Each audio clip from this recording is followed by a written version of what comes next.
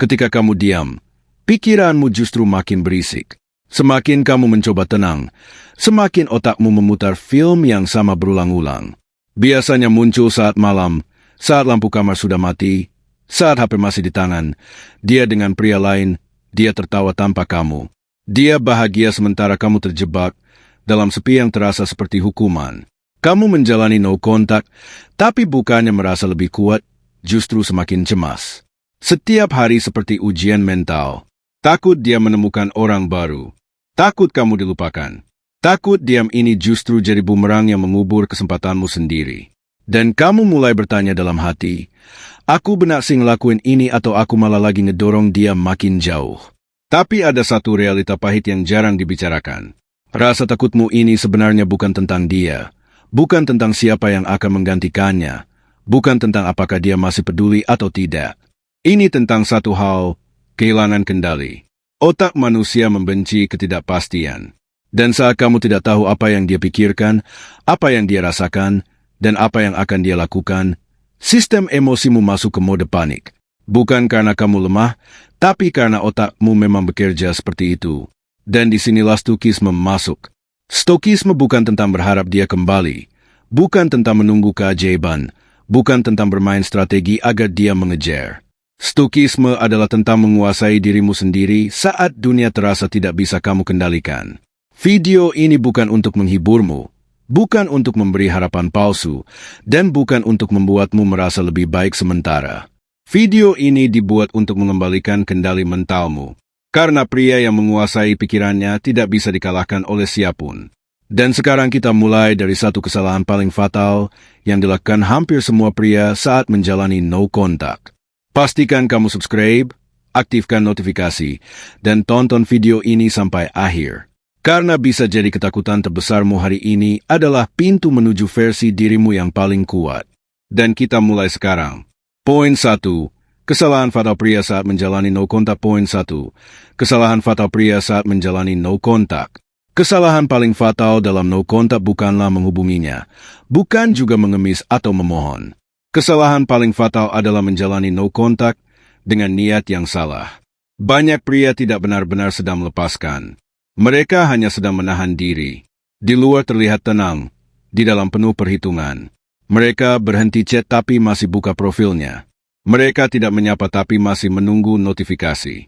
Mereka tidak muncul tapi berharap tetap diperhatikan.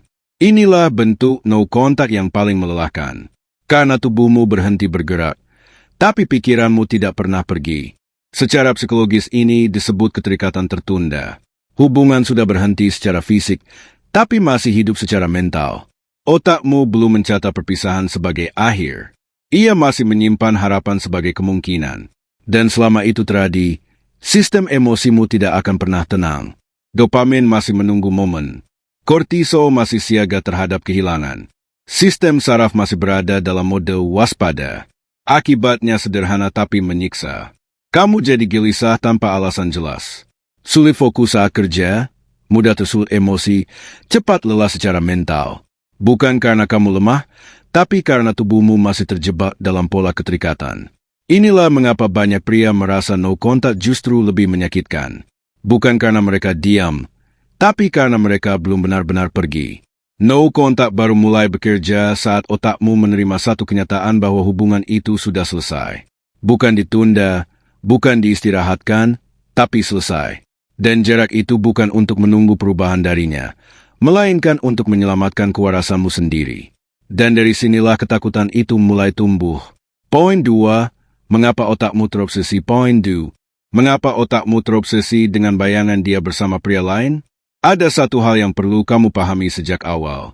Otakmu sebenarnya tidak takut kehilangan dia. Otakmu takut kehilangan kepastian. Manusia tidak dirancang untuk hidup dalam ketidakjelasan. Ketika sesuatu yang dulu pasti tiba-tiba hilang, sistem saraf langsung bereaksi seolah-olah sedang menghadapi ancaman. Dan disinilah sistem limbik mengambil alih. Bagian otak ini tidak berpikir logis. Ia hanya bertanya satu hal, apakah aku aman atau tidak? Saat hubungan berakhir, otak membaca itu sebagai kehilangan sumber keamanan emosional. Akibatnya, mode bertahan, hidup aktif. Tubuh memproduksi kortisol, hormon stres, Pikiran mencari pola, dan imajinasi mulai bekerja tanpa kendali. Masalahnya, imajinasi selalu lebih kejam daripada kenyataan. Otakmu mulai menciptakan skenario terburuk. Dia tertawa dengan pria lain. Dia merasa lebih bahagia. Dia melupakanmu seolah kamu tidak pernah berarti. Padahal kamu tidak tahu apa yang sebenarnya terjadi. Tapi otakmu tetap memaksakan cerita. Bukan karena kamu lemah, bukan karena kamu cengeng, dan bukan karena kamu tidak cukup kuat. Ini bukan cinta, ini reaksi biologis. Otakmu sedang mencoba mengembalikan kendali dengan cara yang salah. Mengulang-ulang rasa sakit. Dan disinilah banyak pria terjebak. Mereka mengira mereka masih mencintai. Padahal yang mereka rasakan adalah kecanduan terhadap kepastian yang sudah hilang. Stokisme mengajarkan satu hal yang sangat sederhana namun brutal. Kamu tidak mengendalikan pikirannya. Kamu tidak mengendalikan pilihannya. Dan kamu tidak mengendalikan hidupnya. Satu-satunya hal yang kamu kuasai adalah responmu sendiri dan disitulah kekuatanmu sebenarnya berada. Tapi sekarang pertanyaannya, apakah ketakutanmu itu masuk akal? Poin 3. Fakta psikologis tentang wanita setelah putus. Fakta psikologis tentang wanita setelah putus yang tidak pernah dibicarakan. Setelah putus, banyak pria hidup dalam satu fantasi yang menyiksa bahwa dia akan segera bahagia bersama orang lain sementara kamu tertinggal sendirian. Faktanya tidak sesederhana itu. Secara psikologis, wanita tidak langsung move on secara emosional. Yang sering terlihat di luar adalah senyum. Tapi di dalam proses pemulihan jauh lebih kompleks. Hubungan baru yang cepat seringki bukan tanda kesembuhan. Ia lebih sering berfungsi sebagai distraksi, sebagai pelarian dari kesepian, sebagai cara menutup luka yang belum benar-benar sembuh. Namun di titik ini ada satu hal yang harus kamu pahami dengan jernih. Apapun yang dia lakukan setelah putus bukan lagi wilayah kendalimu. Itu bukan urusanmu, bukan tanggung jawabmu, dan bukan medan yang perlu kamu masuki. Masalahnya, banyak pria justru menjadikan hidup mantannya sebagai pusat hidupnya sendiri. Mereka mengawasi story, menghitung hari, menafsirkan setiap foto. Semakin kamu mengawasi, semakin kamu kehilangan harga diri, semakin kamu memantau hidupnya, semakin kamu terlihat tidak stabil. Dan inilah paradoks psikologis yang jarang disadari. Pria yang terlihat tenang justru lebih mengusik. Pria yang terlihat mengejar justru kehilangan daya tarik. Bukan karena wanita suka disakiti, tapi karena ketenangan mencerminkan kekuatan dan kekuatan selalu menarik. Sementara kejaran mencerminkan kekurangan dan kekurangan selalu terasa berat. Bukan tugasmu untuk memastikan dia baik-baik saja. Bukan tugasmu untuk menjaga perasaannya, dan bukan tugasmu untuk menunggu perubahan. Tugasmu hanya satu, menjaga martabatmu sendiri. Dan disinilah banyak pria salah memahami arti diam. Poin 4, diam bukan lemah. Poin 4, diam bukan lemah. Diam adalah posisi tertinggi dalam permainan mental. Banyak pria mengira diam berarti kalah. Padahal dalam banyak situasi diam justru adalah posisi paling kuat. Dunia modern mengajarkan kamu untuk selalu bereaksi. Kalau disindir harus menjelaskan. Kalau ditinggal harus membuktikan. Kalau ditantang harus mengejar. Masalahnya reaksi yang terlalu cepat hampir selalu datang dari emosi, bukan dari kendali. Dan disinilah banyak pria kehilangan posisi. Saat kamu membalas catat panjang hanya untuk menjelaskan perasaanmu, kamu sedang memberi lawan kendat kamu mengirim. Hanya untuk memastikan dia masih peduli. Kamu sedang menyerahkan ketenanganmu saat kamu muncul tiba-tiba hanya untuk menunjukkan bahwa kamu masih ada. Kamu sedang menurunkan posisi tawarmu sendiri.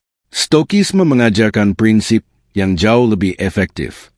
Jangan bereaksi saat emosi sedang panas. Diam bukan pasif. Diam adalah jeda strategis. Diam adalah saat kamu menahan jari agar tidak mengetik. Diam adalah saat kamu menutup aplikasi sebelum membuka profilnya. Diam adalah saat kamu memilih tidur daripada memantau story. Itu bukan kelemahan, itu disiplin. Dan disiplin adalah bentuk tertinggi dari kontrol diri. Saat kamu mampu menahan impuls, kamu sedang melatih sistem sarafmu untuk tidak reaktif. Saat kamu berhenti mengejar kejelasan, kamu sedang membangun stabilitas. Saat kamu tidak muncul di hidupnya, kamu memutus siklus tarik ulur yang melelahkan. Di titik ini, posisi mentalmu berubah. Kamu tidak lagi pria yang menunggu respon. Kamu tidak lagi pria yang hidup dari reaksi orang lain. Kamu menjadi pria yang berjalan dengan ritme sendiri. Dan itulah yang membuatmu tidak mudah digoyahkan. Bukan karena kamu menghilang untuk memancing reaksi, tapi karena kamu tahu ketenanganmu lebih berharga daripada jawaban apapun darinya. Tapi masih ada satu ketakutan terakhir yang menghantui hampir semua pria. Poin 5. Ketakutan kehilangan bukan tentang dia. Poin L. Ketakutan kehilangan bukan tentang dia tapi tentang harga dirimu. Jika kamu jujur pada dirimu sendiri, yang paling menyakitkan bukanlah kehilangan dirinya. Yang paling menyakitkan adalah perasaan bahwa kamu tidak cukup. Tidak cukup penting untuk dipertahankan, tidak cukup berharga untuk diperjuangkan, tidak cukup berarti untuk diingat. Ketakutanmu bukan tentang siapa yang akan menggantikannya, bukan tentang apakah dia akan bahagia dengan orang lain, dan bukan tentang apakah kamu akan dilupakan. Ketakutanmu adalah tentang posisi dirimu sendiri di dunia ini. Takut tidak terpilih, takut tidak diinginkan, takut merasa gagal sebagai seorang pria, dan disitulah ego terluka. Bukan karena cinta, tapi karena identitas runtuh. Hubungan seringkali menjadi cermin harga diri. Saat hubungan itu pecah, banyak pria ikut runtuh bersamanya. Mereka tidak hanya kehilangan pasangan, mereka kehilangan peran, mereka kehilangan makna, mereka kehilangan rasa berharga. Padahal nilai dirimu tidak pernah bergantung pada satu orang. Stokisme mengajarkan satu prinsip yang tidak bisa ditawar.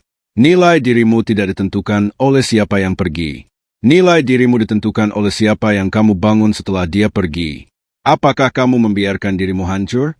Atau kamu menggunakan rasa sakit ini sebagai bahan bakar untuk naik kelas? Karena dunia tidak peduli pada pria yang terjebak dalam masa lalu. Dunia hanya menghormati pria yang bangkit dan bertumbuh. Dan di titik inilah kamu harus berhenti bertanya, kenapa dia pergi, dan mulai bertanya, siapa yang akan aku bangun setelah ini? Dan sekarang kita masuk ke inti sebenarnya dari No. Poin 6. No kontak bukan untuk membuat dia kembali. Poin 6. No kontak bukan untuk membuat dia kembali, tapi membuatmu naik kelas. No kontak bukan fase menunggu. No kontak adalah fase membangun. Ini bukan waktu untuk duduk dan berharap keadaan berubah. Ini waktu untuk mengubah hidupmu sendiri.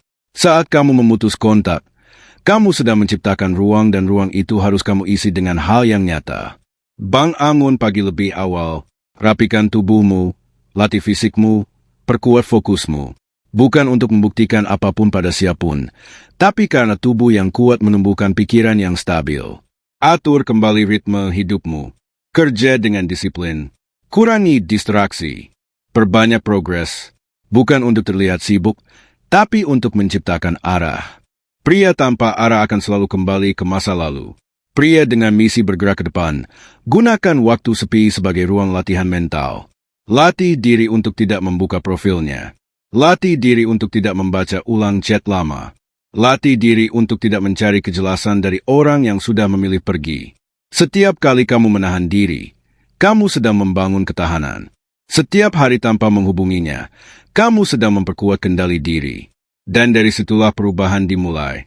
Tubuhmu lebih kuat, fokusmu lebih tajam, arah hidupmu lebih jelas.